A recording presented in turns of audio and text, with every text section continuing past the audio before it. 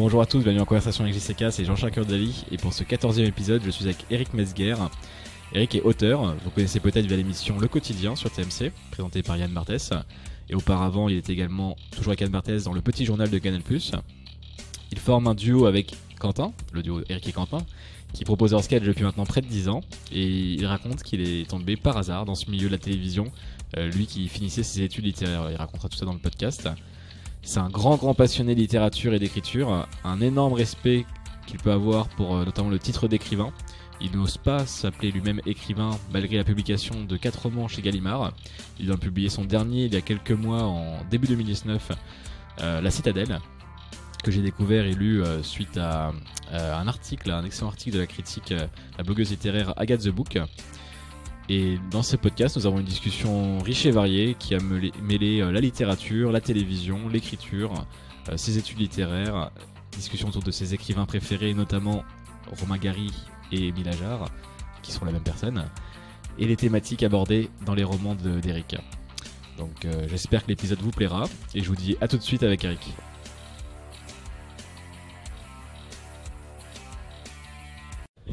Bonjour Eric. Bonjour. Allez, deuxième prise, on dira, on reste transparent.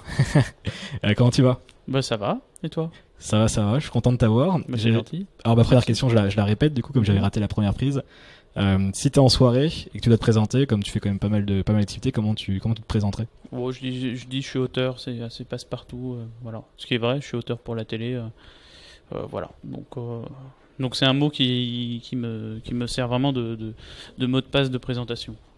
Ah, c'est pratique, c'est vrai que au final tu le fais dans les deux activités que tu peux faire. Oui, en plus. Donc, et du coup j'aimerais qu'on commence par la partie télévision. Je garde la partie plus littérature et lecture pour la deuxième partie. Quand t'es arrivé chez Canal+, du coup c'était en 2007, si je dis pas de bêtises, j'ai cru voir 2007. C'était à cette époque. C'était cette époque. Comment j'ai vu que t'avais envoyé une lettre. Tu peux nous expliquer un peu comment ça s'est fait, un petit peu l'anecdote, l'histoire autour de ton arrivée chez Canal. Voilà, donc 2007, c'était il y a longtemps, c'était il y a plus de 12 ans, et à l'époque, Internet n'était pas aussi important dans notre vie de tous les jours. Enfin, c'était important, mais pas à ce point-là, surtout les adresses mail. Et j'avais farfouillé sur Internet, et à l'époque, on trouvait les adresses mail, très facilement, des gens. Et puis je me suis amusé à leur écrire un mail que j'ai envoyé un peu à n'importe qui, un peu à tout le monde, que ce soit chez des stations radio ou des chaînes de télé. Enfin non, d'ailleurs une chaîne de télé, j'avais fait Canal, sinon c'était plus des radios. Mais c'était un mail rigolo, on va dire, avec une mise en abîme du mail, c'est-à-dire j'expliquais dans le mail que j'écrivais un mail. Mais il était plutôt drôle, mais sans non plus prise de tête, parce que au fond je savais pas pourquoi j'aurais écrit. C'était plus un défi pour moi, pour m'amuser un après-midi, parce que je m'ennuyais, et qu'à l'époque je faisais mes études de lettres et que j'avais du temps aussi, parce qu'à part écrire mon mémoire, j'avais pas d'autre chose à faire. Donc voilà, c'était vraiment un truc un peu lancé au hasard. Et qui, à ma grande surprise, a reçu quelques réponses, donc c'était plutôt chouette. Et c'est un peu comme ça que tout a commencé. Donc, parce que t'avais pas vocation, t'avais pas forcément l'envie à la base de travailler à la télé ou à la radio. Non, je m'en foutais. Enfin, c'est pas méchant quand je dis que je m'en foutais, mais pas du tout. Ça m'attirait pas. Enfin, je regardais la télé comme tout le monde, mais ça m'a jamais fait rêver, et encore maintenant, ça ne me fait pas rêver, sans méchanceté aucune. Mais c'est pas un aboutissement du tout. La télé n'a jamais été un aboutissement. C'est l'occasion qui a fait le larron. C'était drôle, c'est chouette, quoi. Mais c'était pas du tout un but. J'aurais jamais cru que j'allais faire ça. Et du coup, quand tu arrives chez Canal+, tu commences par faire quoi ? Bah, déjà, je dis bonjour à tout le monde parce que je suis poli. Et non, mais c'était impressionnant, parce que je crois que j'ai 21 ans, 22 ans. J'arrive au pied de l'immeuble Canal+. C'est quand même une énorme histoire. Moi, j'étais biberonné au Guignol, nulle part ailleurs, etc. Donc j'arrive en bas de cet immeuble, je sais pas trop, j'arrive à l'accueil, je dis j'ai rendez-vous avec Madame Bip. Donc j'ai rendez-vous avec Madame Bip, et elle donc très sympa dans son bureau. Puis moi je suis quand même minot, hein. Et elle me demande ce que je veux faire, et je dis je sais pas trop. Je dis moi ce que j'aime bien c'est écrire, mais c'est tout. Et c'est là où en fait elle m'a proposé de commencer à écrire pour Omar et Fred, pour le SAV, mais elle me dit juste comme ça d'écrire et d'envoyer ce que j'avais écrit pour voir si c'était chouette ou pas chouette, etc. C'est ce que j'ai fait. J'ai envoyé, je crois, 2 semaines ou un mois plus tard ce que j'avais écrit, ce qui m'a fait... grâce à ça, j'ai pu décrocher un stage au SAV pardon, d'Omar et Fred, et après je suis devenu auteur pour le SAV d'Omar et Fred.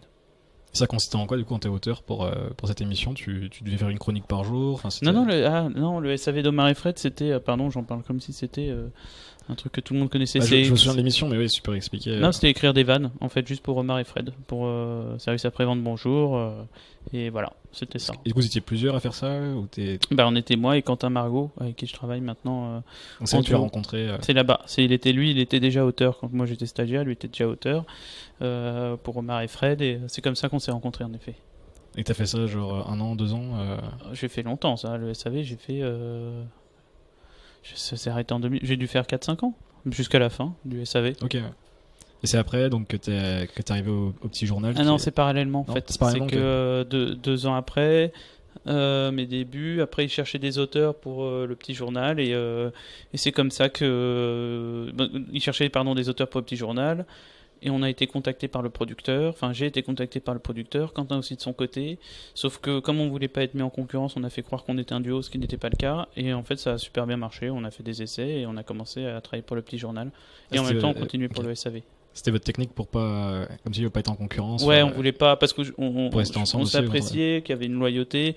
On se connaissait pas très bien en fait, mais je pense qu'il y avait beaucoup de respect. Moi, c'était aussi mon aîné, donc ça me mettait mal à l'aise d'être en concurrence. Ouais, il y avait un truc pas classe, et je pense que ça a été la même chose de son côté, et bien nous en a appris, on a été récompensés parce que ça nous a amené à faire tout ça, et je pense que seul on n'aurait pas réussi parce que c'est quand même un milieu qui est pas forcément évident. Et du coup, tu peux m'expliquer un peu justement dans le petit journal, qu'est-ce que vous faisiez au quotidien, comment vous prépariez les émissions, quel était ton rôle? Enfin, je sais ton rôle, mais tu peux expliquer aux gens. Nous au début on écrivait des textes pour Yann Barthès, donc on se retrouvait le matin, réunion de rédaction, et Quentin on essayait de trouver des idées dans les journaux, un peu sur internet aussi, et puis on proposait nos idées, nos concepts qui étaient acceptés ou refusés, puis après après soit on tournait, soit on réfléchissait pour le plateau, des conneries à faire pour Yann. C'est comme ça que ça a commencé avant les sketchs. Et après petit à petit ça s'est transformé en sketch. Surtout 3-4 ans plus tard, quand c'est devenu une émission indépendante en fait. Parce qu'à la base c'était avec le grand journal derrière. Ouais, c'était le petit journal était dans le grand journal, et on était une rédaction dans la rédaction. D'accord. Et après, quand vous avez commencé les sketchs, comment ça s'est fait du coup les débuts? On nous a proposé, comme ça les faisait rire ce qu'on faisait dans les couloirs, ils nous ont proposé de faire ça de manière un peu moins dans les couloirs et plus devant la caméra. Donc ça s'est vraiment fait, j'allais dire encore une fois par accident, un peu par hasard, et voilà, et c'est très naturellement finalement, parce que ça a été petit à petit, ça s'est vraiment construit petit à petit. C'était pas du tout une volonté ni de ma part ni de celle de Quentin. Nous, ce qu'on aime, c'était écrire, donc c'est le hasard qui nous a amené là. Mais c'était rigolo. Enfin, c'est rigolo. Parce que t'avais pas d'expérience, t'avais jamais joué. Aucune idée. D'ailleurs, je ne suis pas comédien. Je crois que d'une part ça se voit, d'autre part, j'ai pas la prétention de dire que je suis comédien, parce que c'est pour moi un métier. Il faut faire une école. En tout cas, faut apprendre. Et moi, je saurais pas jouer. Pour de vrai, je sais pas jouer. Je sais surjouer, mais je sais pas jouer. Ok. Mais du coup, tu continues. Enfin, ça fait quelques années, ça fait un paquet d'années maintenant que ça va faire en antenne, on va dire, devant la caméra, ça doit faire 8 ans, je pense, 8 ans à peu près. Donc du coup, tu dis que tu joues pas, mais c'est quelque chose... Non, c'est pas du jeu, c'est du surjeu. Oui, c'est pas jouer, c'est rigolo, mais c'est pas, encore une fois, je mesure toute la différence qu'il y a entre moi et un comédien. Et qui travaille un rôle, moi c'est pas des rôles, c'est du surjeu, donc du surrôle, tout est exagéré, tout est parodié et exacerbé. Et vous écrivez à deux du coup les sketchs? Tout à fait, tout le temps. Ça se passe comment quand tu prends un sketch? Comment ça se prépare? Enfin, vous dites un matin, on se donne on réfléchit une idée, ça nous fait marrer, l'un des deux commence, l'autre poursuit en écriture, puis il l'envoie à l'autre qui recontinue, etc. C'est un puzzle qu'on constitue petit à petit. Et vous en faites un par semaine maintenant? Ouais. Mais à un moment il y en avait plus, la fréquence c'était tous les jours. C'était tous les jours, donc là ça devait être hyper sportif. On a même plusieurs par jour. Ouais, mais c'était trop. Moi je pense qu'on devenait fou. C'était beaucoup trop. On en faisait beaucoup trop. À un moment, on avait un sketch par jour pour quotidien, plus on faisait la météo tous les jours, plus on avait une série qui s'appelle Mission Evelyne, plus on faisait la story, c'est d'Eric et Quentin, donc ça faisait, on était à 4 magnétos par jour, c'était n'importe quoi. Et puis il faut les jouer en plus derrière, faut les tourner. Faut les jouer, faut bien les écrire, ce qui était plus le cas avec de la fatigue. Au moment où on baisse évidemment en qualité, c'était à la fois aussi génial qu'épuisant, mais faut pas, enfin c'était trop, voilà. D'accord. Et du coup donc ça a duré donc dans un premier temps donc c'était sur Canal, après vous êtes passé sur TF1. Donc tu as vécu la transition, je sais que tu en as déjà parlé un petit peu par rapport à tout ce que tu disais avec Bolloré et tout ça, quand tu es de l'intérieur, comment toi tu vivais le truc, est-ce que c'est un peu surfait, surdit, est-ce que les gens il y a beaucoup de légendes, oui, parce qu'on entend plein de du coup c'est pour savoir un peu. Ouais, c'était plus les gens qui m'en parlaient que moi qui le vivais, j'ai l'impression. Donc c'est bizarre ce que je veux dire, mais j'ai presque rien à dire dessus parce que à l'intérieur, tu t'en foutais. Enfin, nous, on était protégés par l'émission. Enfin, je veux dire, moi, j'ai jamais eu un coup de pression ou quoi que ce soit. Ça, c'est des légendes, trucs de téléphone qui va sonner et qui va dire ne faites pas ce sketch. Franchement, ça m'est jamais. En vrai, ça m'est jamais arrivé. Je vais pas mentir. Hein.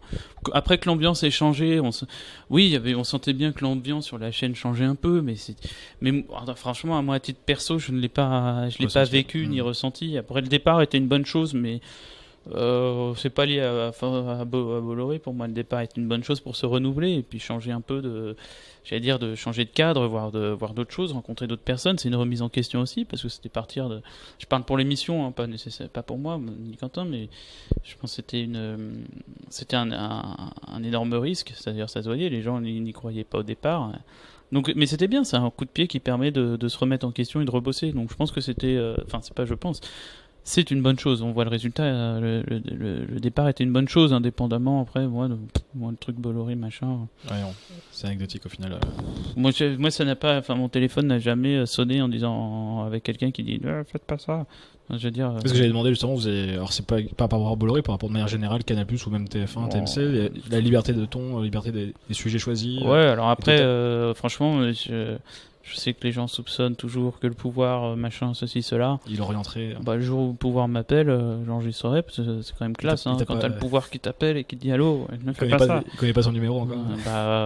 Peut-être qu'il le sait, mais en tout cas, il l'a pas appelé. Hein. Donc, non, mais c'est tout ça, je vois pas. Tout ça, c'est normal. Faut bien. Enfin, je sais pas, il y a une espèce de fantasme. En tout cas, moi, je dis pas que ça n'existe pas, parce que je ne connais pas la vie de tout le monde. Je dis pour moi. En tout cas, dans ce que j'ai fait, ça ne m'est jamais arrivé. J'ai jamais eu de. De toute façon, je vois pas comment ils auraient fait, puisqu'on décidait le matin, on écrivait le matin, on tournait l'après-midi. Enfin, même pour être mis au courant, c'est trop rapide. Non, et puis c'est du fantasme. Je pense qu'ils ont autre chose à foutre plutôt que de regarder ce que font Eric et Quentin en sketch. Hein. Honnêtement, c'est quand même. Ça serait très égocentré de croire ça. Et ça continue. Du coup, j'ai vu que tu avais même un spectacle en préparation. Je sais pas si j'ai vu passer ça alors. Oula, c'est déjà dans les tuyaux. J'ai vu passer quelque part, donc je sais pas si. Oui, c'est en préparation. Je me méfie de tout ce qui est en préparation. Tant que ça n'est pas fait. Non, mais en tout cas, c'est un projet. C'est un projet. Maintenant, il faut se méfier de tout ça parce que j'ai l'impression que tout le monde dans Paris et ailleurs a des projets. Et ça sert beaucoup à parler et pas beaucoup à faire. Donc moi, tant que c'est pas fait, je préfère. Ça sert à rien que je m'étale dessus parce que peut-être qu'il y aura rien. Donc faisons-le et on verra ensuite. D'accord. Je pense que c'est une bonne mentalité à avoir. Non, mais c'est vrai. Moi, de toute façon, c'est une leçon. Hein. Je pense que tous ceux qui parlent et qui disent je vais faire ça, je vais faire ça, je vais faire ça, attendons qu'ils. Moi, j'ai croisé tellement de gens qui avaient des projets, des producteurs, des machins. On les attend encore. Voilà quoi. C'est très bien pour parler en boîte de nuit et faire genre, mais ensuite faut réaliser ces choses. Donc tant que rien n'est fait, tant que c'est pas fait, restons prudents. Ça sert à rien. Et puis peut-être que ça sera pas bien. Donc laissons le temps au temps. Ça marche, pas de souci. On en reparlera peut-être à une autre occasion. Inch'Allah.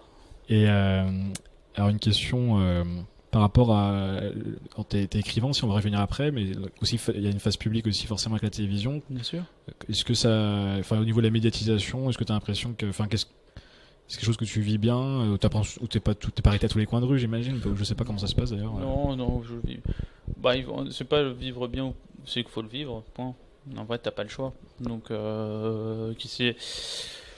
Je vais pas mentir en disant qu'il y a des moments qui sont, oui, il y a des moments relous, hein. Il y a des moments où on n'a pas envie nécessairement de parler. Il y a des moments où, si les gens ont bu, peuvent être à la fois aussi gentils que relous. Et parfois on est en soirée, on n'a pas envie que quelqu'un vienne nous voir et nous fasse un débriefing de ce qu'il pense de l'émission, etc. Alors qu'on est un samedi soir et qu'on est avec ses potes. Il est 3h du matin. Et si tu dis à la personne, franchement, ça m'intéresse pas, la personne se vexe en disant, dis donc, tu te la pètes. C'est un siècle, bon. Ça, c'est les trucs un peu relous. De même que quand les gens disent ça fait partie de ton travail, c'est pas vrai. Je pense pas que ça fasse partie de son travail. Mais après, c'est toujours, en soi, franchement, c'est toujours très bienveillant, très gentil. Les gens sont, franchement, ils sont cool, ils sont gentils, polis. C'est toujours très bienveillant. Moi, franchement, Ouais. les seuls trucs relous, c'est des gens qui étaient alcoolisés et il était tard. Oui, c'est le pire. Et là, ça sert à rien d'essayer de les raisonner pendant 3 heures en disant, mais vous voyez pas, là, mais c'est normal, c'est l'alcool, ils sont relous. Donc ça, une fois qu'on le sait, on arrive un peu à le voyer, et voilà. Mais non, les gens sont plutôt très très cool, très gentils. Il y a pas de, enfin j'ai fait plus, ça m'a permis plus de faire de jolies rencontres Que l'inverse. Que l'inverse, ouais. Bon, bah, c'est vrai qu'au final, les gens sont plus en. Enfin, ce qu'il faut se dire, je pense, c'est. Eux, ils viennent te voir qu'une fois, même si t'as l'impression que toi, ces gens-là, c'est une infinité de Bien personnes. sûr. Eux, c'est une fois de temps en temps. Enfin, c'est une fois tout court même. Oui, bien sûr. Et puis je comprends parce que moi aussi, d'une certaine manière, je peux réagir comme eux avec d'autres personnes, par exemple. Donc et puis ça va, c'est une notoriété qui est assez relative. Hein. Je suis pas Guillaume Canet, donc ou une star américaine, donc faut pas exagérer non plus. Donc ça va. Non, mais c'est enquiquinant sur des trucs de la vie de tous les jours où parfois on n'a pas envie. Parfois c'est gênant pour les proches aussi qui ont pas forcément envie. Voilà, mais bon, honnêtement, je vais pas en faire ça va quoi. Faut pas exagérer. La vie est belle. C'est pas dramatique, C'est pas franchement. dramatique. Et la télévision, donc toi, est-ce que tu regardes la télé de manière générale ou pas trop? Non, je regarde plus. Mais pas. J'ai l'impression que tout le monde dit ça. Les gens viennent me voir dire désolé, je regarde plus la télé. C'est devenu une phrase cool à dire. Ah ouais, c'est bizarre. Hein. Non, mais c'est que je l'ai pas. Ok. Donc, Moi j'ai un écran quand même. Enfin, ça me sert pour Netflix, mais je mets le câble HDMI. Mais Ouais, mais t'as un écran de télé. bah, c'est une télé. Enfin, c'est une télé, mais j'ai même pas la Ouais. TNT dessus. Par Non, exemple. mais moi Enfin, j'ai pas de télé, même pas d'écran de télé. Ah oui. Donc non, mais c'est mon mode de consommation, mon mode de vie qui a changé. Après, on voit avec tout ce qui est effectivement Netflix, etc. C'est petit à petit notre consommation qui s'oriente. Enfin, la YouTube, télé. on peut dire que c'est la télé aussi. Aussi, d'une certaine oui, manière. non, justement, je pense que Enfin, ça remplace la télé, peut-être. C'est plutôt ça. Je sais pas si c'est. Je Vas-y, serais plus ton dubitatif avis. avec ça. Moi, je pense que c'est différent. On veut toujours avoir un point de comparaison en disant ça remplace, ça remplace. C'est comme quand on annonce un nouveau Zidane, et le nouveau joueur sera le nouveau joueur, et ça sert à rien de faire des comparaisons. YouTube, c'est différent de la télé. Sinon, ça serait pas YouTube, sinon ça serait de la télé. Et d'ailleurs, tout ce qu'on importe de YouTube à la télé ne fonctionne pas, et j'ai l'impression que l'inverse aussi est vrai. Ce qu'on importe de la télé à YouTube ne fonctionne pas trop. Donc, c'est des modes de consommation, c'est différent tout ça. Je pense. Hein.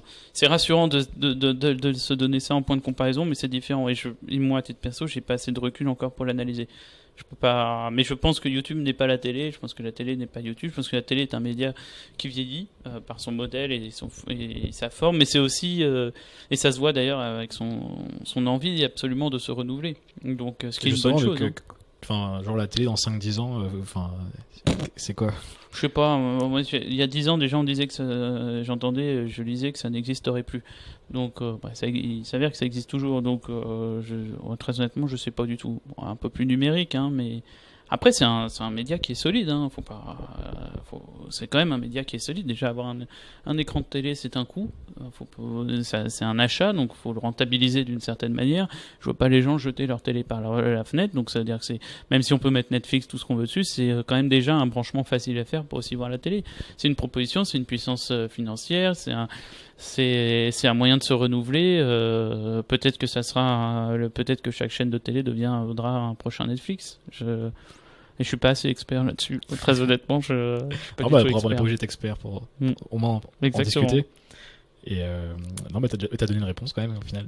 T'as ton point de vue là-dessus. Très bien, je pense qu'on a fait le tour par rapport à cette partie. Je voulais parler pas mal de littérature, je voulais garder du temps là-dessus, et tout ce qui tourne autour.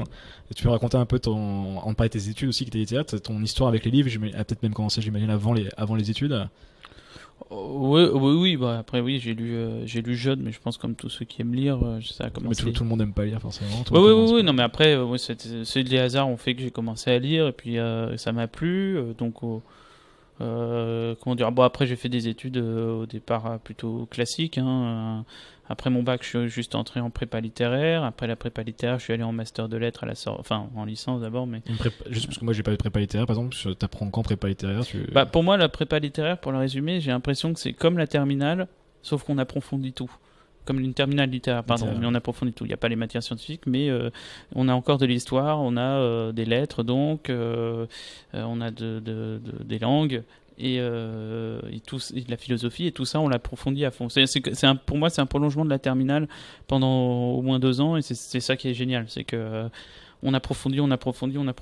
Donc moi j'ai trouvé que c'était les études les plus intéressantes que j'ai pu faire. Ces 2 années-là étaient de très loin les plus enrichissantes intellectuellement et culturellement, et elles me serviront, je pense, toute ma vie. Elles me servent déjà encore maintenant, et elles me servaient avant, et à vie elles me serviront. C'est juste 2 années, mais elles te servent dans quelle mesure?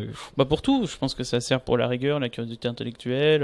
Ça m'a plus servi que la fac, c'est certain, parce que c'est un enrichissement, une exigence qui font que on apprend, on a encore envie d'apprendre. Je trouve que on a des profs qui sont de qualité aussi. C'est comme c'est pas dans des amphithéâtres, donc c'est plus personnel comme enseignement aussi. C'est pas contre la fac du tout quand je dis ça, parce que j'ai fait la fac et j'avais aussi de très très bons profs, mais c'est vrai que le format est plus impersonnel. On peut moins intervenir. On est sur les corrections des copies, etc. Donc non, c'était franchement hyper enrichissant. Mais globalement, j'ai eu des gens de milieux très différents dans le podcast, ou même de manière générale à l'extérieur du podcast. J'ai remarqué que les prépas marquent beaucoup les gens, et du coup ça déçoit les gens pour les études d'après. Moi je suis arrivé à la fac, mais même en école de commerce ou autre. Non, mais c'est que moi j'ai vécu la prépa, c'était intensif. J'allais à la bibliothèque tout le week-end, en sortant de cours, et pourtant j'étais pas le meilleur des élèves, mais il fallait que j'aille à la bibliothèque. Je faisais les fermetures de la bibliothèque de Beaubourg à 22h quasiment tous les jours. C'est une somme énorme de travail, c'est-à-dire que c'est beaucoup de travail, on est épuisé aussi, c'est pas la fête justement, on fait pas le week-end, c'est pas des sorties jusqu'à pas d'heure, etc. On travaille beaucoup, mais il y a une solidarité entre les élèves, et surtout ce que j'ai aimé, c'est qu'on apprenait des choses qui nous intéressaient. Donc tout ça, moi tout ça, en fait, c'est intéressant. Au-delà de la somme de travail que c'est. T'as pas besoin d'apprendre pour avoir une bonne note à l'école. Ouais, c'est-à-dire que exactement. On apprend. Moi, c'est de la culture. En fait, c'est de la culture G. En tout cas, la prépa littéraire, pour moi, c'était de la culture générale qu'on approfondissait, et c'est utile dans la vie de tous les jours. C'est une bonne arme quelque part aussi. Donc, moi, ça m'a marqué. Et l'ambiance en plus, c'était cool. J'étais dans des prépas où les ambiances étaient cool aussi. Donc c'était de belles années. Pas évidentes, parce que c'est beaucoup de travail et que c'est la pression des notes, malgré tout, parce qu'ils font des classements, ça c'est un peu... Voilà, mais hyper intéressant.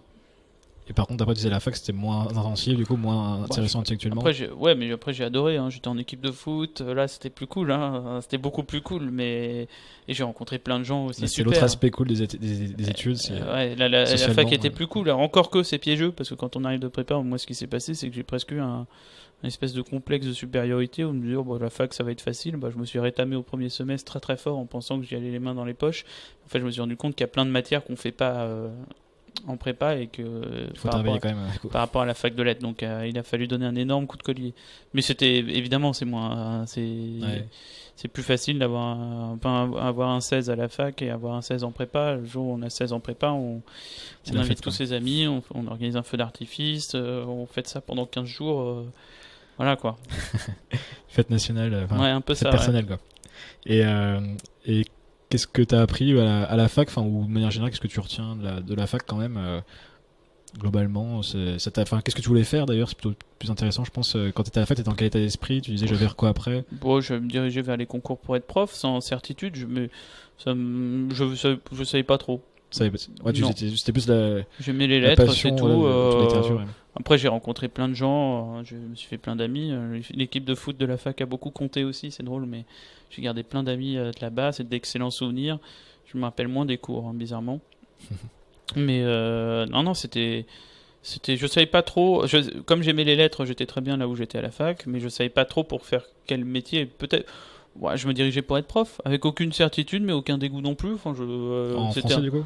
Ouais, c'était un côté pourquoi pas, mais je savais pas trop. Mais je me dirigeais progressivement vers ça. On sent comme plein de gens de moins de 25 ans qui savent pas ce qu'ils veulent faire plus tard. Ouais, mais c'est... Ouais, peut-être. Mais ça me dégoûtait pas, franchement.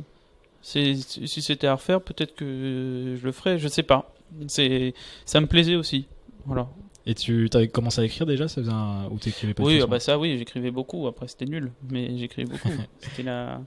C'est nul parce que quand on démarre, tout le monde est nul, ou c'est Non, nul parce que j'étais nul. Moi, je pense qu'il y a peut-être des gens qui démarrent et qui sont exceptionnels. Moi, c'est juste que je pense que je me trompais. Je trouvais pas ma voix. Mais c'était en même temps, c'est extrêmement formateur. Il faut phrase un peu de cliché de film américain, mais il faut échouer pour réussir.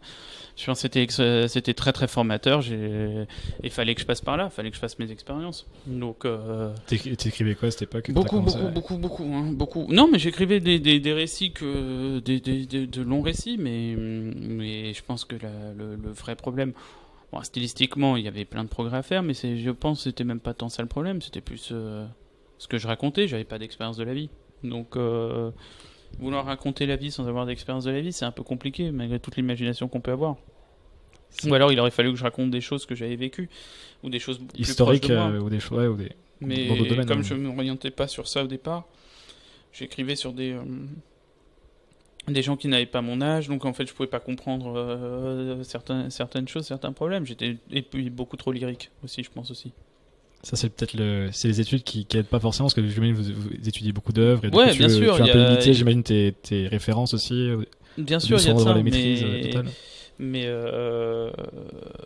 bien sûr, mais sauf que dans l'imitation, à force d'imiter, j'étais plus moi-même. Donc, et puis quand on imite, on peut pas être meilleur que celui qu'on imite de toute façon, donc c'est compliqué. Tout à fait, mais je pense que c'est très formateur. Il faut quand même imiter au départ. C'est une bonne. Si tu conseilles à quelqu'un qui voudrait démarrer à écrire. Il faut imiter, il faut pas copier. Il faut s'inspirer. On peut pas faire. C'est Grac qui dit ça. Il faut avoir des maîtres. De toute façon, même n'importe quel peintre a eu des. Il faut s'inspirer de gens qui nous donnent envie d'écrire. Et je pense que c'est le meilleur modèle, c'est comme des profs. Ah ouais, c'était qui du coup tes écrivains préférés ou moi j'avais Stendhal, Albert Cohen, Balzac, c'était des classiques, donc j'essayais de faire du classique, mais sans voiture, donc avec des calèches, ça ne marchait pas, ça ne pouvait pas marcher. Ça marche. Et t'as dit dans une interview, je crois, j'ai vu ça quelque part sur internet en tout cas, que tu te considères écrivain quand tu auras écrit 3 livres. Là t'as sorti le 4e, ouais. Donc c'est bon, on peut t'appeler écrivain maintenant au-delà de auteur, ou t'as toujours pas... Tu veux pas assumer encore C'est pas tant pas assumer, je trouve que c'est un très beau titre, écrivain, c'est noble. Je l'assume plus, ça c'est vrai, mais j'arriverai pas encore à dire je suis écrivain, c'est bizarre. T'as des gens qui doivent avoir des projets qui s'appellent écrivain, je pense déjà, tu vois, quand tu vas pas être des projets qui sortent jamais. Ouais, moi j'ai trop de respect pour ce que c'est. J'allais presque dire, est-ce qu'il faut pas le dire quand on est mort? Est-ce que ça je sais pas. Je trouve que c'est un trop beau titre. J'ai trop de pudeur pour réussir à me le. J'aimerais bien pouvoir dire je suis écrivain, mais il y a un truc qui me fait me sentir mal à l'aise au sens où c'est trop beau, c'est trop noble. Je sais pas si je le mérite, voilà. Est-ce que ça c'est pas un truc, tu vois, j'ai l'impression. Architecte français, on a le culte un peu de l'histoire littéraire. Ça fait partie évidemment, ça fait partie de notre histoire, le culte. C'est même pour ça qu'autant de gens veulent écrire, et pour ça que c'est dans notre patrimoine culturel plus fort que je pense même dans beaucoup d'autres pays. Ça donne envie, mais ça peut faire peur aussi aux gens, parce que du coup il peut y avoir une barrière. Tout le monde va être écrivain, ça c'est certain. Qu'en revanche tout le monde va être écrivain. Le nombre de personnes, je crois les statistiques qui s'imaginent avoir écrit un livre, c'est 75% de Français. C'est le magazine Lire là, sur l'édition éditée, et à 54% qui s'imaginent qui ont déjà essayé, je crois, d'écrire un livre. Enfin, c'est la proportion, c'est normal, parce qu'on a mis ce statut plus haut que je trouve que beaucoup d'autres artistes. C'est vrai qu'on se voit plus écrivain. Je trouve que moins de gens vont dire je veux être peintre. Ouais. Et je pense que les gens se disent aussi, tu vois. Ce qui est pas vrai, bien sûr, mais que c'est peut-être plus simple, parce que tu dis je sais tenir un stylo. Non, mais c'est vrai, c'est plus simple. Et puis en soi, c'est aussi, je me permets de reciter Gracq en lisant, en écrivant. Comme il dit, on nous a appris à écrire. En fait, au plus jeune âge, on se fait chier à apprendre l'orthographe, la syntaxe et tout. Autant l'utiliser, quoi. Bah ouais, c'est presque l'inverse. Pourquoi en fait, la question, c'est pas pourquoi les gens écrivent, c'est pourquoi les gens n'écriraient-ils pas. C'est une vraie bonne question, je trouve. C'est que c'est normal, c'est le premier instrument qu'on nous à l'école, qu'on nous fait apprendre. C'est par la lecture aussi, donc directement on rencontre des grands auteurs. Si on nous apprenait d'abord à peindre et à aller à regarder des expos, peut-être que tout le monde voudrait être plutôt peintre et faire des expos. Donc c'est normal. Et puis effectivement, c'est le plus simple, c'est un carnet, une feuille et c'est parti.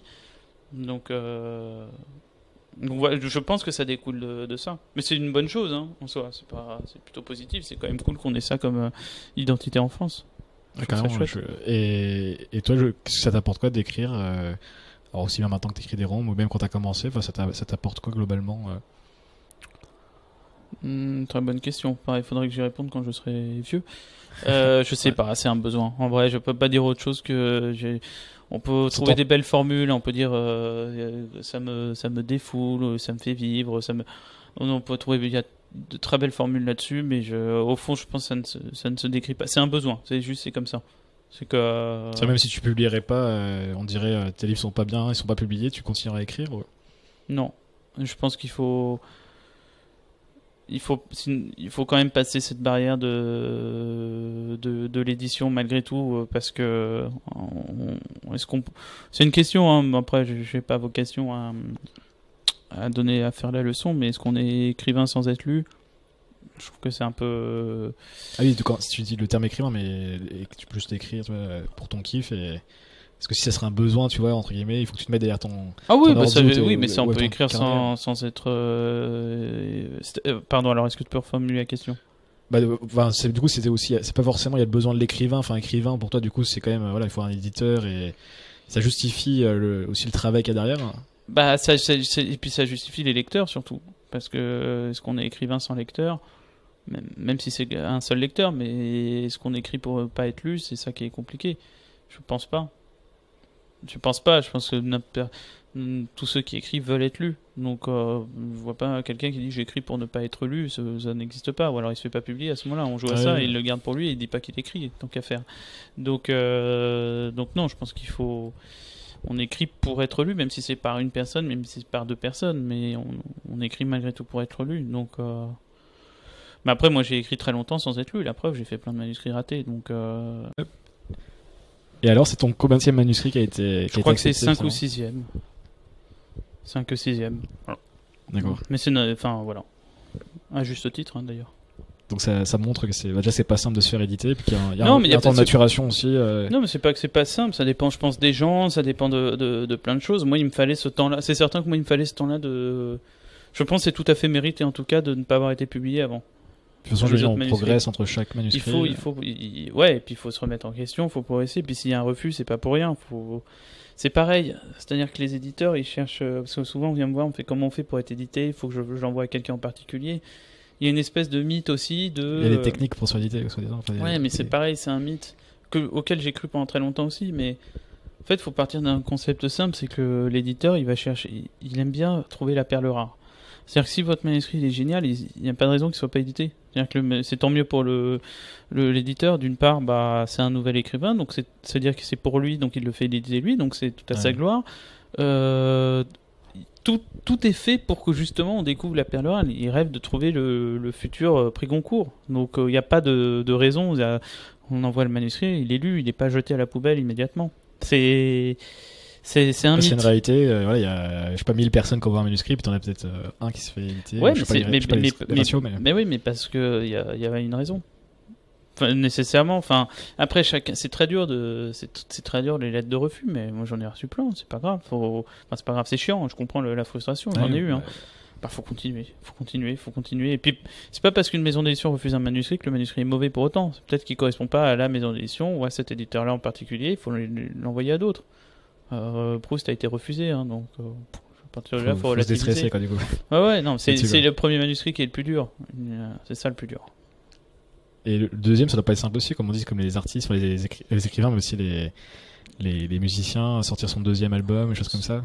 Ça dépend, parce que moi ça va, les sorties elles sont assez discrètes aussi, quoi. J'ai pas une pression énorme. Déjà, Gallimard a pas besoin de moi pour vivre. Moi, j'ai pas besoin de Gallimard pour vivre en termes financiers, donc non, ça va. Honnêtement, on n'a qu'une chance de faire une bonne première impression. Ouais. Ça, on me l'a souvent répété. Et puis, effectivement, faut pas se rater sur le deuxième. Mais après, faut pas se rater sur le troisième, puis le quatrième. En vrai, faut pas se rater tout court. Mais c'est une exigence qu'on a à avoir avec soi-même et peut-être aussi l'éditeur. Mais c'est pas. Parce que c'est. Ouais. Non, je t'ai coupé, pardon. Non, il n'y a pas de souci. Non, c'est pas. En fait, voilà, c'est une question d'exigence. Mais À la rigueur, je trouve que c'est plus une pression si le premier roman fait un prix Goncourt, un truc exceptionnel. Ouais, le deuxième, là, par contre, là, c'est. Et je pense qu'en vrai, c'est pas bon parce que ça veut dire que ton deuxième, de toute manière, sera jugé moins bon. Donc c'est affreux. Ouais, ça doit être affreux. Hein. C'est. Le succès trop précoce, quoi. Ouais, non, mais je pense que c'est un écrivain. C'est ouais. sur ça qu'il y a eu ça, à mon avis, il y a pas longtemps. C'est dur parce que. Il est génie absolu à la première parution, et puis à la deuxième, les gens qu'on a, c'est moins bien. Et c'est affreux parce que j'ai un sentiment qu'il va toujours être jugé par rapport à cette première publication, surtout, et ça doit être tellement frustrant.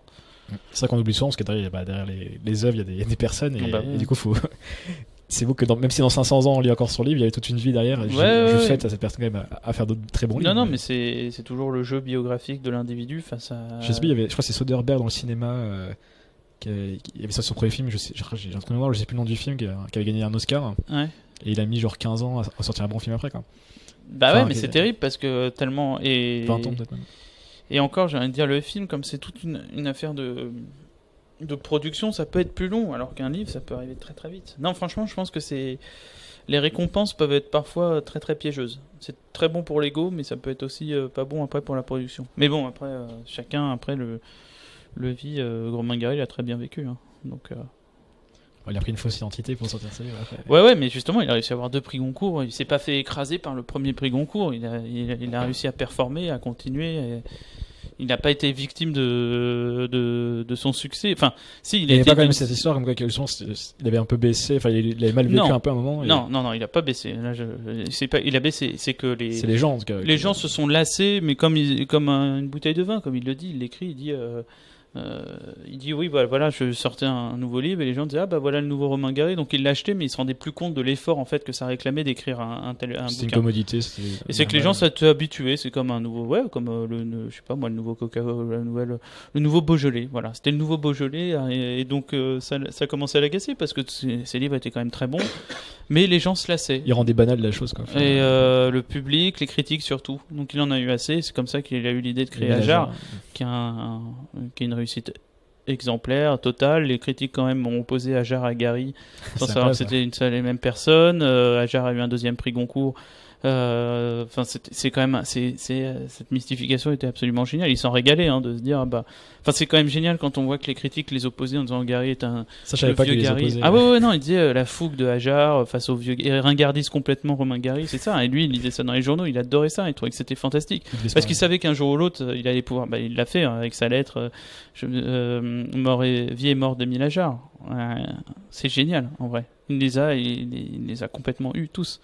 Mais ce qui veut bien dire quelque chose en soi sur nous, même en tant que public. C'est-à-dire qu'on se lasse on se rend pas compte parfois de tout ce que réclame comme effort une œuvre, parce qu'on a l'habitude, par rapport à une production, on a l'habitude de chaque année, parce qu'il était très prolifique quand même, Gary.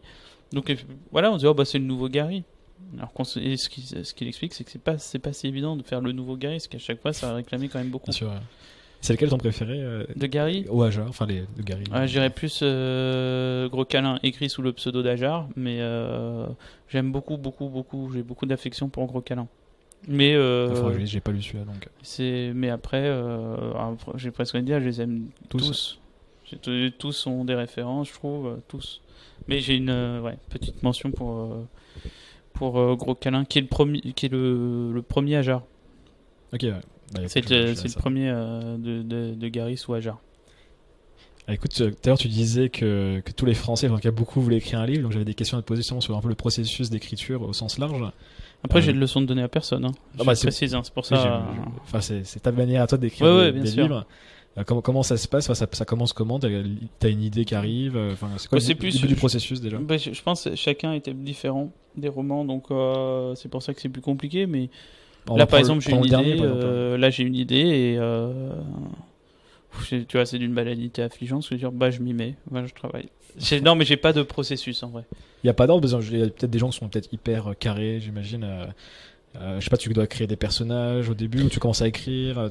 Ouais, c'est des brouillons quoi. J'ai pas de leçons. C'est un peu.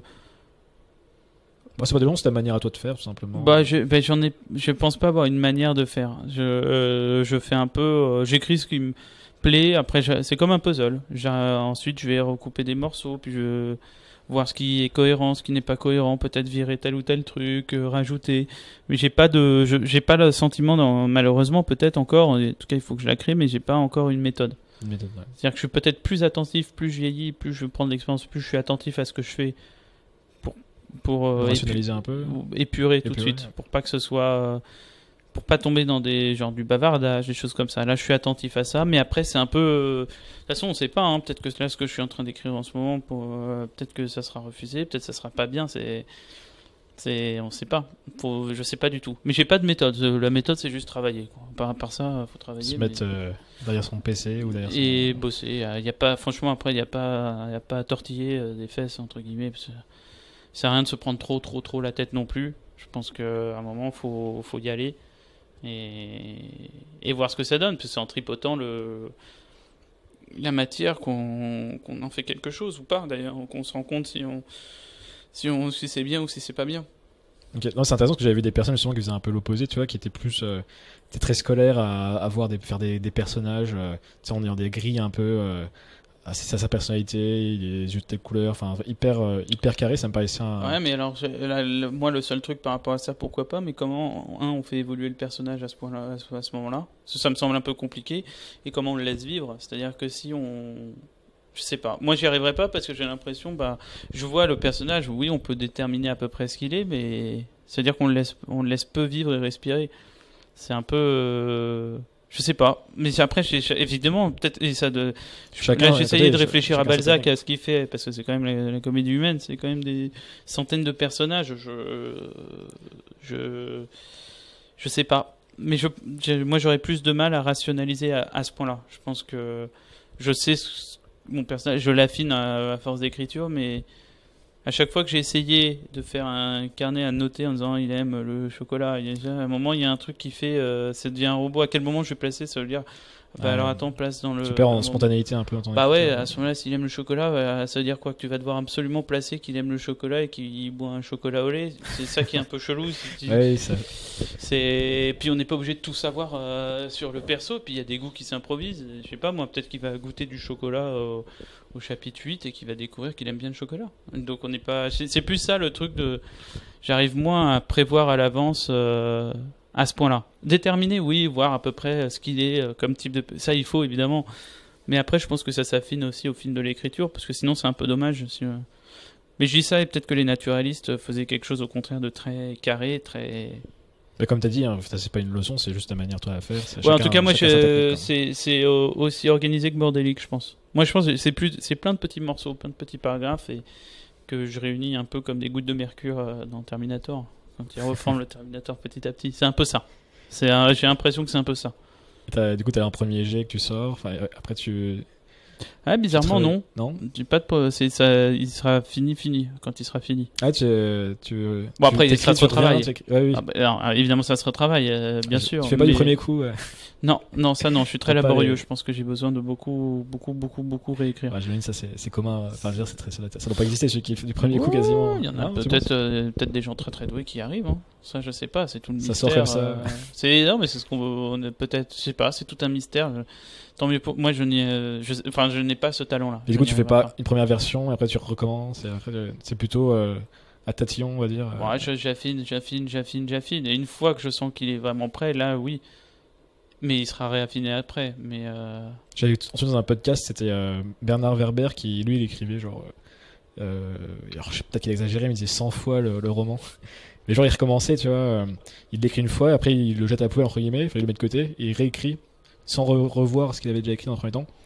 Et au bout d'un moment, il arriverait à avoir la version qui lui convient. C'est-à-dire qu'il va comparer la version 1 et la version 98, par exemple, et après il en fait En fait, il écrit sa version 1. Ouais.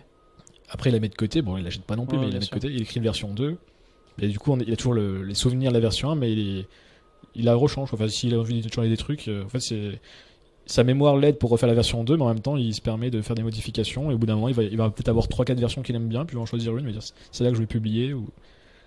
Donc, il a du temps. Hein.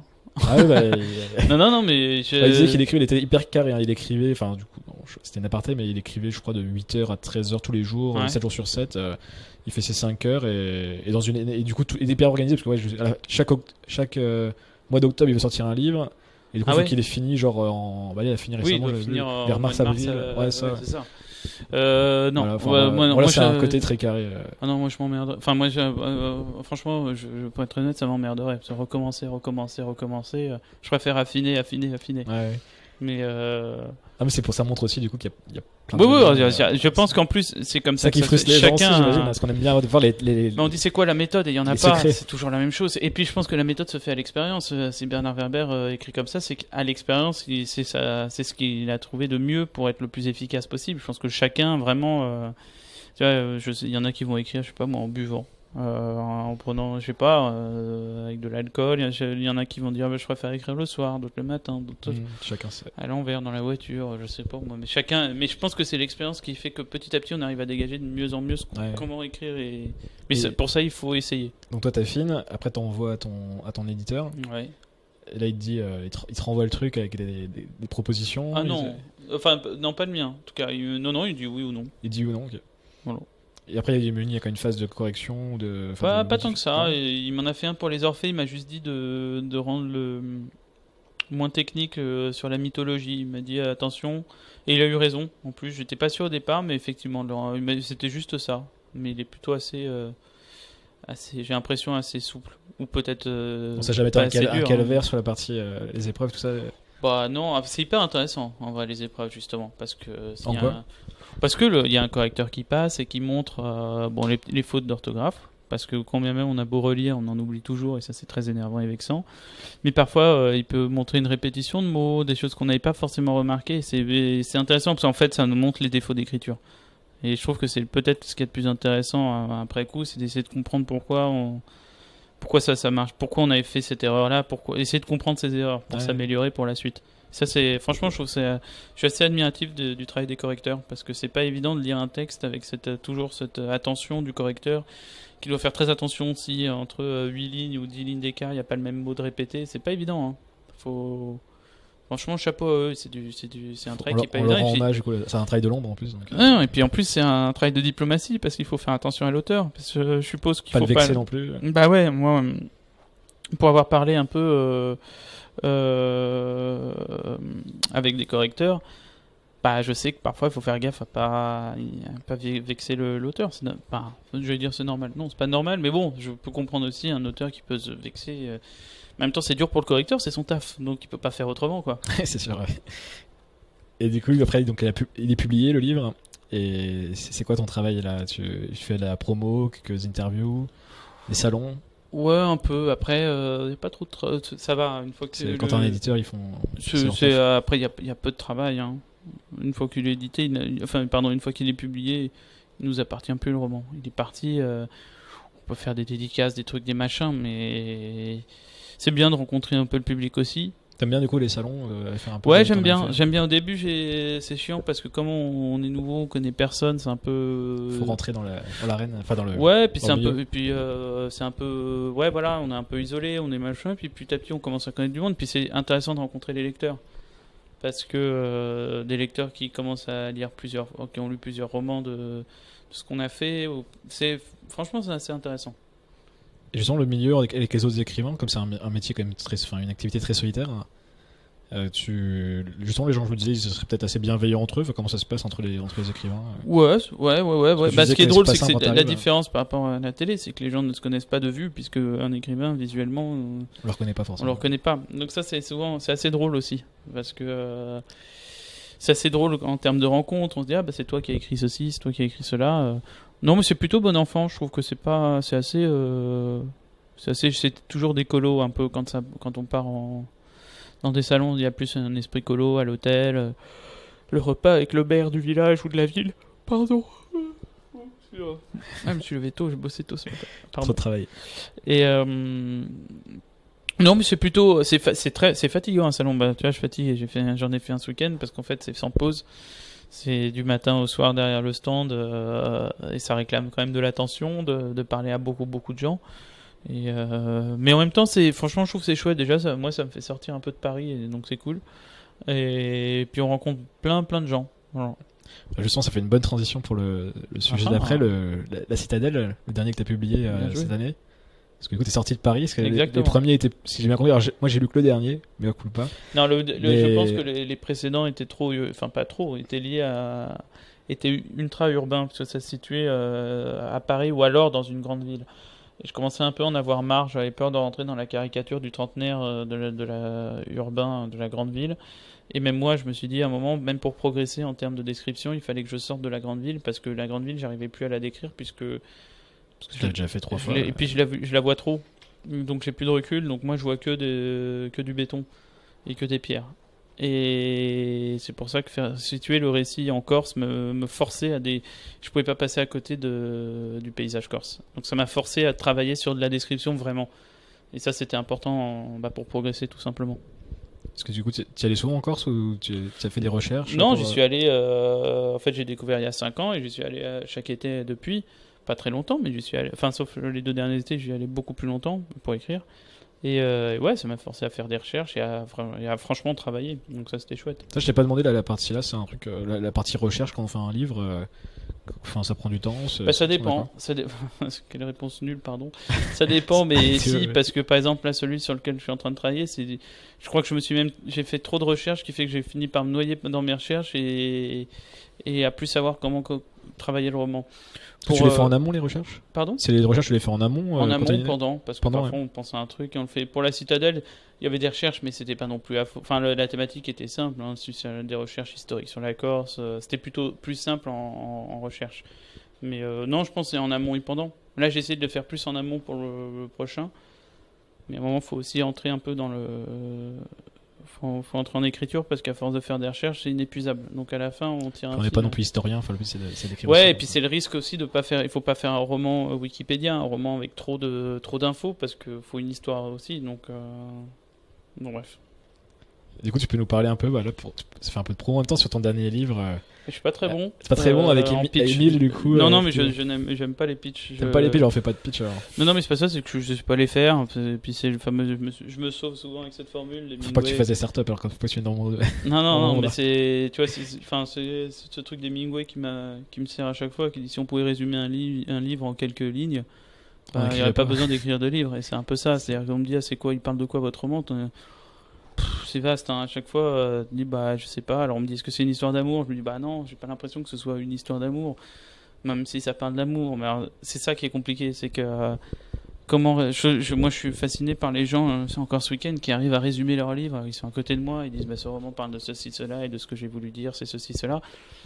J'en suis incapable. J'en suis incapable. C'est bizarre, hein. Je n'y arrive pas. Je peux pas dire de quoi parle la citadelle. Je peux dire que c'est bien, parce que j'en suis certain, d'une certaine manière, parce que je sais que j'ai progressé et que j'ai beaucoup bossé et que je sais qu'il est bien, c'est-à-dire voilà, j'arrive pas à définir le bien, mais il est bien. Mais après ça m'emmerde, voilà, de le mettre dans des cases. J'ai pas envie qu'on dise c'est un roman d'amour, c'est pas un roman, je pense pas du tout que ce soit un roman d'amour. Qui parle d'amour, oui, mais voilà. C'est une des thématiques en tout cas, mais c'est pas C'est que une ça. thématique, voilà, et comme il y en a d'autres à l'intérieur, en fait, c'est exactement ça, en fait, c'est qu'il y a plein de thématiques qui se nouent et qui donnent le roman. Alors c'est pour ça dire un roman, votre roman, il parle de quoi? C'est ça. Non, mais c'est une vraie difficulté en salon. Moi, les gens, le nombre de personnes qui viennent voir et disent alors, il parle de quoi votre roman? Il y a toujours ce moment un peu suspendu et je dis je suis désolé, je leur explique, je sais pas trop, je leur réponds vous aimez lire quoi? Et ils me répondent de tout. Alors là on est foutu à ce moment-là. En général il y a ce silence, je dis moi je sais pas quoi vous dire sur mon roman et vous lisez de tout. Et alors lisez le roman. J'ai envie de dire non mais c'est Parce que assez drôle. tu devrais demander du coup à tes fidèles lecteurs de. Mais c'est ce qu'ils font. Ils se font. Il y a quelqu'un Ils te qui font était leur sur le propre- salon, qui l'avait fait super bien, qui est venu à mon secours, qui l'avait lu et qui en parlait hyper bien. J'étais très content. Je pense que en plus c'est vrai que c'est fait pour ça. C'est les mots des lecteurs en plus. C'est les ce serait- lecteurs qui peuvent décrypter, qui peuvent le mieux parler d'un livre, pas son auteur. Comme exactement, c'est tout à fait juste en fait ce que dit Hemingway. Si on écrit un livre, on peut pas le résumer en quelques lignes, c'est impossible. Parce qu'on veut mettre tellement de choses dedans, il y a tellement c'est tellement sous-jacent de. Non, c'est au lecteur hein, ou au critique limite d'en parler, mais. Moi, Mais- qu'est-ce que je peux dire dessus Non, après, je renverrai les gens avec les liens, ils iront voir de même. En tout cas, moi, j'ai beaucoup aimé. Alors après, j'avais noté. Désolé pour les gens hein, qui écoutent, c'est pas pour faire la feignasse, hein. C'est que c'est. En tout cas, ça se passe en Corse. C'est Ouais, quelqu'un ça, qui voilà. revient en vacances tous les 2 ans à peu près. C'est Ouais, tous les ans, Tous les ans, tous les 2 ans. chaque été, on va dire. Il Chaque revient été, chaque été quasiment. en Corse. C'est un jeune étudiant. Alors, je vais quand même essayer. Vas-y, Attention. fais l'exercice. Moi, à force, j'essaye. C'est Tu Émile. vas voir, c'est Émile, un jeune étudiant en lettres qui retourne chaque été en Corse. Et donc, il vieillit petit à petit aussi dans sa vie. Qui est étudiant au début, il est vingtenaire. Ouais. Ouais. Et qui est, alors, amoureux ou pas d'une Corse. C'est un peu aussi, c'est pour ça que je dis que c'est un roman d'amour ou un roman de non-amour à définir. Et de la Corse aussi, du coup.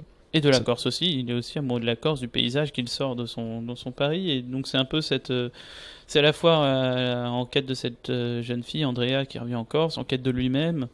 Et vous voyez, enfin tu vois, pardon, tout ce que je dis, j'ai l'impression que c'est un bateau, j'ai l'impression de résumer une série, genre Les Feux de l'amour. Tu dis, oh, pff, Mais c'est pour ça qu'on fait. Enfin, oui, même les films, des fois, c'est dur à donner.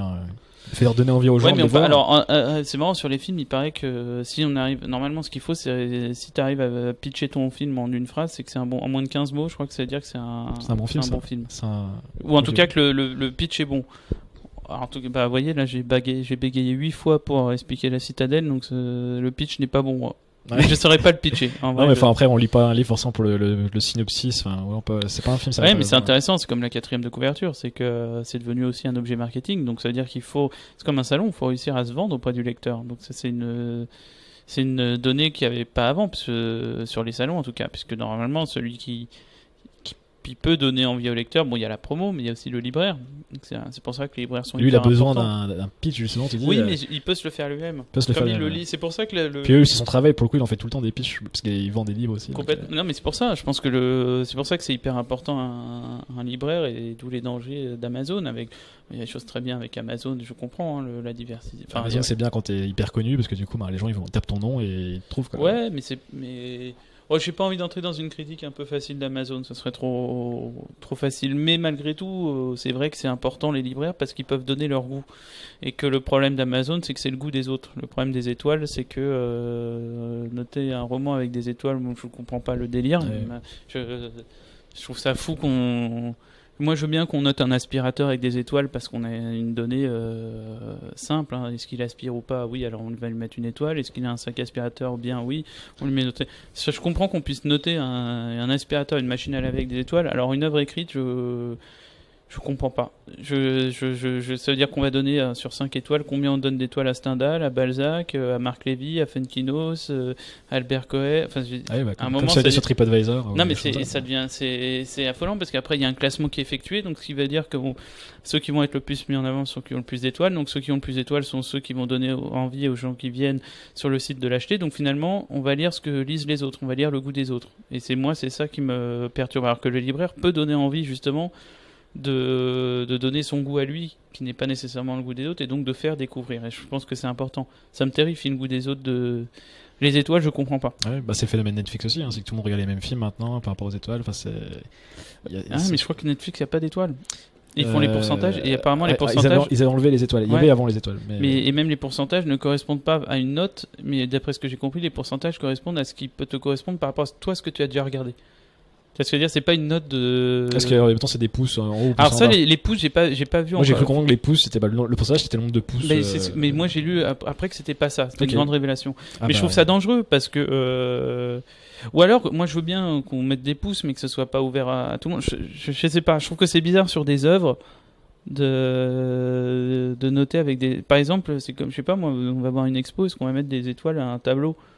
Alors, le Gauguin, je lui mets 4 étoiles. Le Picasso, non, je lui mets 5. Enfin, je veux dire, personne ne penserait à faire ça. C'est absurde. Pourquoi on le fait sur des bouquins?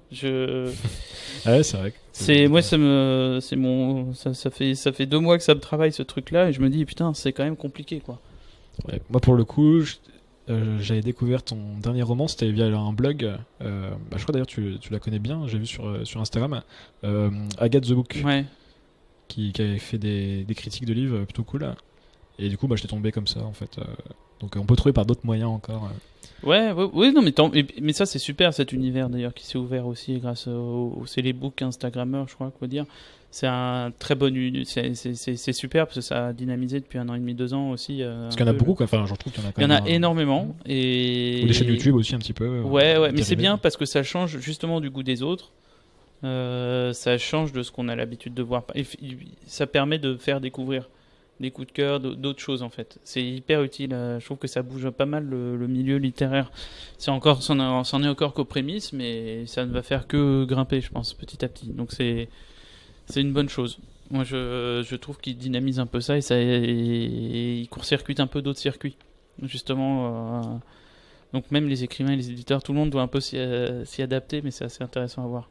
Ouais, c'est clair. Et je me disais, donc par rapport au thème que tu abordes, enfin, c'est quoi les thèmes aujourd'hui qui t'as parlé pas mal de la nuit, un peu le côté. Ouais, j'en ai parlé un peu trop, je pense aussi. Mais c'était c'était intéressant. C'est un truc personnel aussi, je mets du premier thème. Oui, aussi, c'était un moment où. Mais après, c'est intéressant la nuit en soi, parce que c'est quand même. C'est un autre monde pour le coup. C'est un autre monde, c'est une lumière qui est évidemment différente. Quand on dit la nuit, tous les chats sont gris, c'est assez vrai. C'est un monde où les gens osent faire ce qu'ils ne font pas de jour, parce qu'ils sont à la lumière du jour. Je trouve que c'est quand même et puis, enfin. La nuit, par exemple, le film d'horreur, c'est souvent la nuit. Enfin, il y a quand même quelque chose on s'autorise beaucoup plus de choses la nuit que le jour. Hein. Donc, c'est un thème qui est assez, mais qui est intemporel, mais assez intéressant, je trouve, à analyser. Mais c'est vrai que j'ai pas mal fait le tour. Donc avec la Citadelle, j'avais besoin de faire aussi autre chose que de la nuit. Il y a des thématiques qui t'intéressent que t'as pas forcément encore abordées. Bon, après, tu vas me dire, oui, mais je le dirai pas. Tu diras pas, c'est pas Ouais, spoiler. là, je suis en plein dessus, là, mais ouais, il y a un truc là, je suis dessus à fond. C'est pas voilà, mais je pense qu'il est ultra intéressant dans notre monde et tout aussi contemporain que historique, mais je le garde un peu en secret. On l'aura pour quand il sortira. Donc. Ouais, pas tout de suite. Pas tout de suite. Il faut encore beaucoup de travail. J'imagine parce que et t'en as quand même sorti un par an là, les dernières années là. Ouais, mais là je vais ralentir un tout petit peu parce que celui sur lequel je travaille justement, je veux qu'il soit, il demande beaucoup de travail. Donc j'arriverai pas, il sera pas pour. C'est pas un objectif sortir tous les ans. C'est pas. Au début, à un moment, je m'étais mis, mais là je me dis c'est pas plus mal de faire une petite pause aussi pour pas lasser. Mon côté, tiens, il sort encore, comme chaque année, il sort son roman. Beaujolais. Ouais, c'est un peu ça. Et je me suis dit, ça y est, il y en a eu 4. Donc maintenant, on va faire une petite respiration et prendre un peu plus de temps. Pas non plus énormément, mais un tout petit peu plus de temps pour bien finaliser le prochain. Ça marche. On arrive, j'ai 2-3 petites questions pour terminer. Bien sûr. Je fais gaffe au niveau du timing. Tu disais que tu faisais partie, et moi également, du coup, une génération un peu de l'entre-deux qui est née sans internet mais qui s'est largement réadapté au monde. J'ai 28 moi. Toi j'ai 34, donc moi plus encore. Et que toi. Ouais, moi ça arrive un peu plus, mais j'ai connu aussi. Moi j'ai joué à la Nintendo, hein, frère. Ah, moi aussi, le Nintendo. Moi la première. On va faire une battle. La première. Tu vois pas la super. Moi j'ai joué avant. Moi j'avais la Game Boy en noir et blanc. Moi aussi, j'ai eu les premières. Ça parlera au public. Et du coup, donc tu disais, c'était intéressant ton point de vue là-dessus. Tu peux réexpliquer un peu, justement, qu'est-ce que ça a changé du coup le fait par rapport aux millennials ou aux personnes ceux qui sont nés en 2000 et plus. Qu'est-ce que ça change pour toi d'avoir un peu cette double c'est pas une double identité, loin de là, mais non, parce en fait je pense pas que ce soit une double identité. Je pense qu'au fond c'est une fausse identité. Je pense que j'ai pas grandi avec Internet, donc de toute manière je ne serai pas de cette génération Internet. Je peux connaître les codes, je peux les comprendre, les entendre, mais je fais pas partie de cette génération-là. Donc en fait, en y réfléchissant à voix haute, ça mérite un débat, mais en tout cas je vais parler pour moi, moins pour toi, parce qu'on a quand même 6 ans d'écart, mais je suis pas dans l'entre-deux générations. En fait, je pense que je suis déjà de l'ancienne génération. Parce que, moi je te dis, Facebook, j'avais 18 ans, 19 ans. Donc, il y en a donc c'est simple. C'était il y a presque. Même en France, c'était Facebook, ça arrive en 2007 ou 2008 même. 2008, même pas avant. Non, ça sort en 2004 aux US ou 2003, mais en France, ça arrive en 2008, je crois. Ah ouais. Alors donc ça veut dire que j'avais un peu plus quand même que 18 ans. Je devais avoir 21 ans. Mais voilà, ça veut dire qu'avant, moi, j'ai connu le téléphone fixe à la maison, le pad portable, etc. Donc en fait, tous mes réflexes ont été, tout mon conditionnement, je veux dire, adolescent et d'enfant ont été faits sans les réseaux sociaux et sans Internet. Donc je suis, au fond, même si j'essaye de comprendre les codes, mais je ne suis pas dans ces codes-là. Donc au final, je suis pas dans l'entre-deux. Mais il faut s'y adapter aussi. Non, ce que je veux dire, c'est qu'il n'y a pas d'entre-deux, à mon sens, pour moi. C'est qu'au fond, je suis déjà vieux, je suis déjà passé de mode par rapport à ça. C'est-à-dire que je suis encore... ça n'est pas quelque chose de naturel pour moi. On peut être accro, on peut être tout ce qu'on veut, mais c'est pas quelque chose qui m'est naturel encore. Et qui peut pas l'être, puisque j'ai pas grandi avec, contrairement à toute une génération. Du coup, c'est vrai que par rapport même à la lecture, enfin, bon, je sais pas quoi, c'était pas la télé non plus à l'époque. Je pense que la télé était omniprésente aussi dans. Ah bah moi, la télé, elle était, pour le coup, elle était omniprésente quand j'étais petit. Le poste entre guillemets était allumé. Moi, j'étais biberonné à la télé. J'ai grandi avec la télé. Donc, ouais, enfin, tu vois, par exemple, c'est pour ça que pour moi, c'est pas YouTube, c'est très différent en termes de consommation malgré tout. Donc, si on n'aimait pas des programmes, on les regardait quand même à la télé, parce qu'il y avait que 6 chaînes, et encore la 1, la 2, la 3 et la 6, parce qu'il n'y avait pas Canal, la 5 il n'y avait pas trop, ça a fermé machin, donc on n'avait que 4 chaînes en tout. Donc c'est limiter les options. C'était limiter les options, c'était dépend. Après c'est des bons souvenirs, parce qu'il y avait le film du dimanche soir par exemple sur TF1, ça c'était ou France 2, et donc c'était une vraie cérémonie. Comme le mardi, c'était une vraie cérémonie, voilà, mais fallait pas louper le dimanche soir, c'est ça? Non, mais après il y a du bon. Après je veux pas. Après je trouve que ce serait terrible de dire c'était la belle époque. C'est pas vrai. Il y a des choses qui étaient complètement nulles à chier aussi. Alors que c'est très bien maintenant de pouvoir regarder par exemple des choses en VO sous-titrées, c'est super. En instantané aussi. Pourtant, ouais, plutôt que voir des vieux doublages tout pourris où on voit que la personne elle dit non, on a l'impression qu'elle a déjà la bouche fermée en français, c'est n'importe quoi. Mais c'est ça. Et il y a un autre thème aussi pour finir sur ces thématiques par rapport à. Je trouve que ça tu parles pas mal aussi dans tes livres de le besoin de laisser une trace, enfin la peur aussi par rapport à la mort mais du coup de par le temps d'avoir laissé une trace dans la société, alors notamment dans le dernier roman via justement, il est écrivain, il se fait écrire des bouquins. Émile, c'est un sujet qui est important pour toi. C'était une peur que tu as eu à un moment. Oui, mais après je pense que c'est même une peur peur. Je sais pas si c'est une peur, c'est même une pensée en tout cas que j'ai continuellement. Je pense que c'est la question que on se pose tous à un moment donné. À quoi on sert? En vrai, si je meurs demain, là, quelle sera ma trace? Je veux dire, je sais pas si quelqu'un, enfin, je sais pas si toi, d'ailleurs, ça me regarde pas, mais si tu as connu un deuil dans ta vie, par exemple, tu te dis, moi, je prends un autre exemple, je me suis rendu compte, comme plein de personnes, j'ai perdu par exemple mon grand-père, et puis après, j'ai perdu quelqu'un d'autre, et là, je me suis dit, merde, il n'y a plus que moi qui me souviens de mon grand-père. En vrai, là, si je meurs demain, qu'est-ce qu'il reste de mon grand-père? Personne ne saura qui il est, son nom, son prénom, plus personne sur Terre ne sait qui il est. Quelle est la trace? Ça doit être une trace sur un registre, peut-être dans un truc sur l'État si on fait des recherches, mais c'est tout. C'est-à-dire que la personne aura vécu, sera tombée amoureuse, je sais pas moi, aura ri, aura pleuré, aura bu, aura dit des choses super, aura dit des choses débiles. Toute sa trace est résumée à un nom, peut-être dans un registre, dans un truc de poussière ou dans un registre dans un disque dur. C'est quand même un peu rude, donc je pense que c'est ça qui m'a marqué, de me dire comment, c'est très narcissique et nombriliste d'une certaine manière, mais il y a une part de moi qui dit comment laisser une trace, comment faire en sorte que ma vie ait été utile d'une certaine manière, non pas nécessairement pour moi, mais même pour autrui. C'est-à-dire, et le livre est un des moyens. Je trouve que c'est fantastique quand je lis Stendhal maintenant, je me dis le mec est mort il y a un siècle et demi, et le mec est là. Enfin, ce que je veux dire, c'est qu'il est présent dans nos consciences, il est présent partout, il nous apporte encore des moyens de réflexion. Je lis Stendhal, ça peut être et même des écrivains moins connus que Stendhal, mais pour moi, d'une certaine manière, et je trouve pas ça glauque quand je dis ça, mais une librairie ou une bibliothèque, c'est aussi une espèce de cimetière, mais où on peut retrouver et se recueillir sur les tranches de livres et sur les quatrièmes de couverture et sur les romans d'écrivains qui ont disparu. Moi, il y a un écrivain que j'ai découvert il y a quelques temps qui est décédé. Bon, il est vivant grâce à ça. En tout cas, moi, je pense souvent à lui et je repense à ses phrases. Et on a vu un hebdo là qui publie sur Romain Gary aussi, par exemple. C'est-à-dire qu'il est mort, je crois, en 84. Mais il n'a jamais été aussi présent que maintenant. Il vient de publier La Pléiade, là, j'ai vu aussi. Il vient de sortir dans La Pléiade, là. Il y a le 1 hebdo qui a fait son numéro dessus.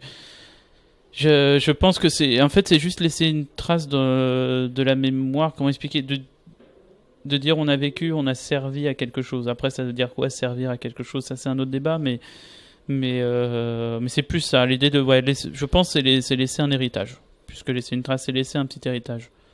Enfin, c'est quand même terrible de se dire qu'on vit et qu'on disparaît. Après, moi, à titre perso, comme je crois pas en l'au-delà, c'est peut-être aussi pour ça. Si pour les croyants, je me dis c'est peut-être plus simple à accepter de se dire comme il y a une vie derrière, c'est pas grave.